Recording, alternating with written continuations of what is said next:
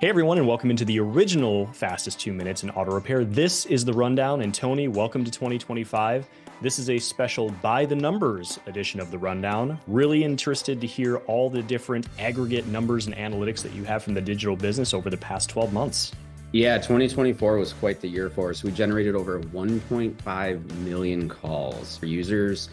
We saw over 50 million ad impressions. Through ads, we generated about $35 million of potential sales for our clients. So huge numbers, largest I've ever seen from our product. What are you seeing on the SMS side?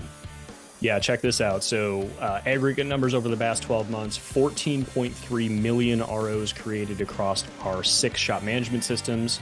That equates to $7.5 billion in attached revenue and an average repair order of $585. That's an 11% increase year over year. So really great to see those numbers. So we got AMP coming up in 2 weeks. It's one of my favorite events of the year. So this is an internal Velo all hands meeting. This year, we're specifically focusing on customer experience. So a lot of networking, you get some sneak peek releases that we're going to be showing internally. And I know we're changing something this year, and I want to hear a little bit more about it from you.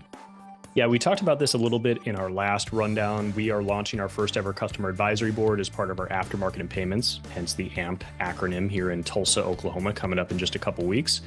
We have customers ranging from 150 locations to a single point location, but one of their biggest shared qualities is that they use multiple Velo products, whether it's shop management, DVI, digital websites and advertising, payments processing, you name it. So Kevin, we got less than 2 weeks away from AMP. I'll see you in person, and thanks for joining the Fastest 2 Minutes in Automotive.